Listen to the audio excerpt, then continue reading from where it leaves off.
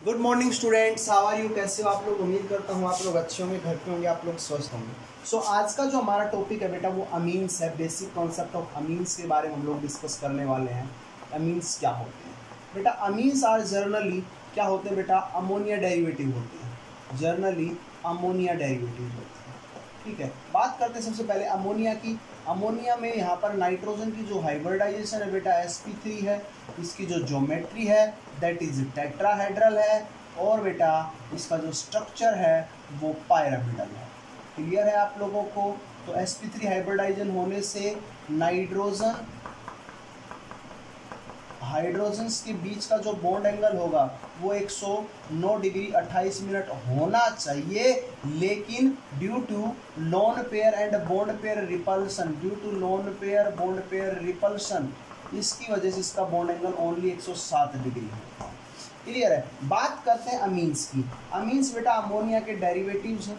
तो अगर मैं इनकी बात करूं तो नाइट्रोजन ऊपर वही लोन पेयर, एक हाइड्रोजन को रिप्लेस किया है आर ने, दूसरा नाइट्रोजन 2 OR ग्रुप H, और इस वन इज टर्शरी, है ना बेटा।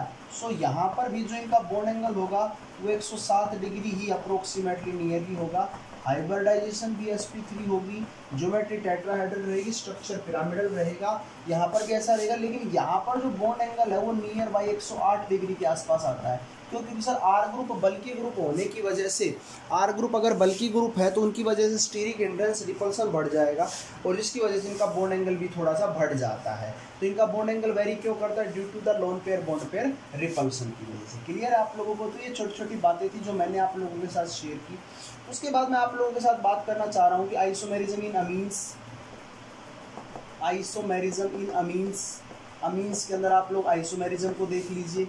कौन कौन सा आइसोमेरिज्म होता है बेटा? पोजीशन आइसोमेरिज्म शो करते हैं। नाम से ही पता चल रहा है कि अगर आप लोगों के पोजीशन चेंज होंगे, NH2 ग्रुप की पोजीशन अलग अलग होती है और मोलिकुलर फॉर्मूला सेम होता है तो पोजीशन आइसोमेरिज्म शो करेगा। जैसे कि एक एग्जांपल है CH3 CH2 CH2 CH2 NH2। तो ये देखो यहाँ पर इसकी NH2 की पोजीशन। दूसरा आप लोग इसको ये भी तो देख सकते हो कि देखो यहाँ पर NH2 की पोजीशन। तो दोनों केस में मोलिकुलर फॉर्मूला सेम है बट पोजीशन अलग अलग है। So we can say that these are the example of positional isomerism. दूसरा है बेटा आप लोगों के पास मेटामेरिज्म। मेटामेरिज्म अगर हेटेरोएटम की पोजीशन अलग अलग होती है तो वो मेटामेरिज्म कहलाता है। मोलिकुलर फॉर्मूला सेम हो बट हेटेरोएटम की पोजीशन अलग अलग हो। जैसे फॉर एग्जांपल मेरे पास है CH3 CH2 NH CH2 CH3। दूसरे के एग्जांपल और ले लेता हूँ CH3 CH2 CH2 NH CH3। So now what will you observe? The position of NH in both compounds is different, है ना? So but the molecular formula is same. So this is the example of the metamerism. तीसरा बेटा आप लोगों के पास है chain isomerism. Chain isomerism, chain isomerism क्या होता है? अगर आप लोगों के पास कोई भी एक लंबी चेन है, उसके साथ NH2 ग्रुप है, और नेक्स्ट अगर मैं इसकी बात कर लूँ साइड चेन है,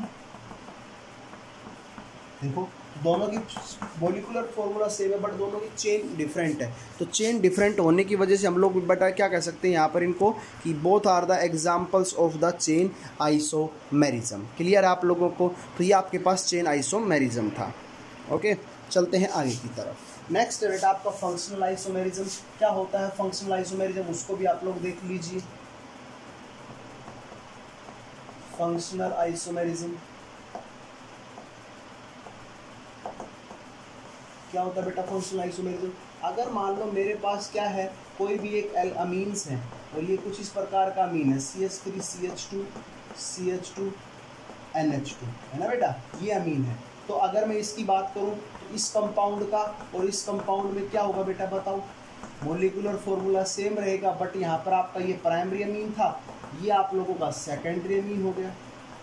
अगर मैं बात करूं तो आप लोगों का ये कंपाउंड और ये कंपाउंड तीनों में क्या है? मोलिकुलर फॉर्मूला सेम है बट अरेंजमेंट तो ये आपका टर्सरी अमीन हो जाएगा। तो आप लोगों ने क्या चीज़ नोटिस की है कि सर मॉलिक्यूलर फॉर्मूला सेम है बट फंक्शनल ग्रुप अलग अलग है, एक में प्राइमरी अमीन्स, एक में सेकेंडरी, एक में tertiary amine. So these are the example of the functional isomerism. Clear है बेटा आप लोगों को? तो ये आइसोमेरिज्म की मैंने बात की। Now we are discussing about the, इसके बारे में हम लोग डिस्कस करने जा रहे हैं, preparation methods, preparation methods of amines, method of amines.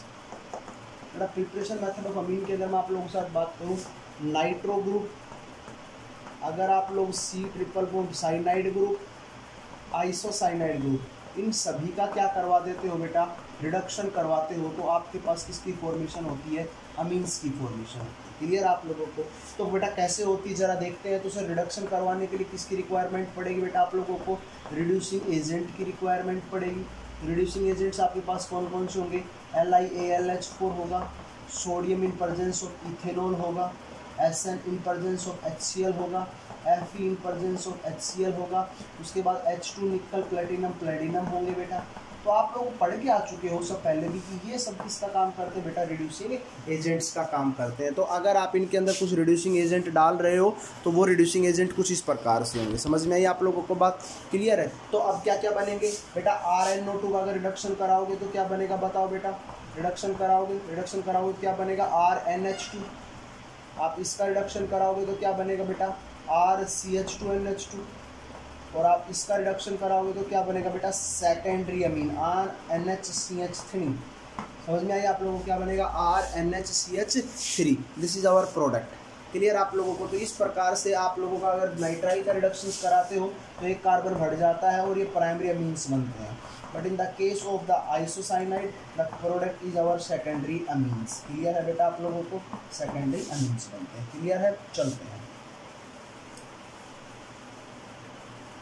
अगर एक रिएक्शन है, अगर आप लोगों के पास RC ट्रिपल बॉन्ड N है और इसकी रिएक्शन आप सोडियम इथेनॉल की प्रेजेंस में करते हो तो this reaction is a special reaction. Clear आप लोगों को? और इस रिएक्शन को बेटा हम लोग एक स्पेशल नाम से जानते हैं, और उस जो रिएक्शन है जिसको हम स्पेशल नाम से जानते हैं उस रिएक्शन का बेटा जो नाम रहेगा हमारे पास यहाँ पर वो रहेगा बेटा मेंडिस रिएक्शन। कौन सी रिएक्शन? मेंडिस रिएक्शन। काम ये भी रिड्यूसिंग एजेंट का ही करता है, तो मेंडिस रिएक्शन होगी बेटा ये।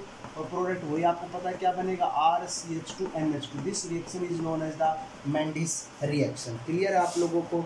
ओके बेटा क्लियर है। नेक्स्ट है RnO2। आप इसकी रिएक्शन बेटा Fe in presence of HCl कर दो, या SnHn प्रेजेंस, तो ये भी किसका काम करता है आप लोगों को पता है किसका काम करेगा बेटा, अमीन्स का काम, मतलब रिड्यूसिंग एजेंट का काम करेगा, अमीन्स की फॉर्मेशन करेगा। नेक्स्ट है बेटा कार्बोनाइल ग्रुप्स की आप लोगों को पता ही है। दिस इज द, हमारे पास जो ये बेटा है क्या है, अमाइड है, RCONH2। This is known as amide. तो अमाइड की अगर मैं रिएक्शन करना चाहता हूँ इन प्रेजेंस ऑफ LiAlH4 तो बेटा ये क्या करता है, रिमूवल ऑफ ऑक्सीजन और एडिशन ऑफ हाइड्रोजन कर देता है, और जितने कार्बन है उतने ही कार्बन का क्या बना देता है, अमीन्स की फॉर्मेशन कर देता है। तो ये कुछ रिएक्शंस थी, मेथड्स थे प्रिपरेशन ऑफ अमीन्स की, जिनको हम लोगों ने डिस्कस किया। क्लियर है बेटा? नेक्स्ट बेटा हम लोग एक छोटी सी रिएक्शन और देख लेते हैं, that is Hofmann ammonolysis reaction. Hofmann second method बेटा हम लोग पढ़ते हैं, रिडक्शन पढ़ा था अभी तक। अभी हम लोग बेटा दूसरा मेथड पढ़ रहे हैं, that is Hofmann ammonolysis reaction. Hofmann ammonolysis reaction क्या होती है? हॉफमैन अमोनोलाइसिस रिएक्शन, अगर मैं किसी एल्काइल हैलाइड की रिएक्शन अमोनिया के साथ करवा देता हूँ तो बेटा वो हमारे पास प्रोडक्ट बनाते हैं RnH2 + HX। अगर मैं इसकी रिएक्शन फर्दर किसी एल्काइल हैलाइड के साथ कराता हूँ जहाँ पर एल्काइल ग्रुप सेम है तो हमारे पास सेकेंडरी अमीन्स बनते हैं +HX। अगर मैं इसकी रिएक्शन फर्दर RX के साथ कराता हूँ तो बेटा मेरे पास यहाँ पर हमारे टर्शरी अमीन्स बनते हैं ये। तो this is reaction is known, अगर फर्दर आप लोग करोगे तो क्वार्टनरी साल्ट बन जाएगा। क्वार्टनरी साल्ट क्या होता है, Rn पॉजिटिव, R और R, this is quaternary salt. तो ये जो रिएक्शन है बेटा, इस रिएक्शन को हम लोग हॉफमैन अमोनोलिसिस रिएक्शन बोलते हैं। कौन सी रिएक्शन बोलते हैं? Hofmann ammonolysis reaction. लेकिन इस रिएक्शन की एक सबसे अच्छी या लिमिटेशन क्या है कि आप लोग इस रिएक्शन से अंदर जनरली अमीन्स नहीं बना पाते, या बना लेते हो लेकिन ये एक अच्छा मेथड नहीं, it is not a good method for preparation of amines. अगर आप लोगों को अमीन्स बनाने तो लोग बाग ज़्यादातर इस मेथड को अप्लाई नहीं करते हैं।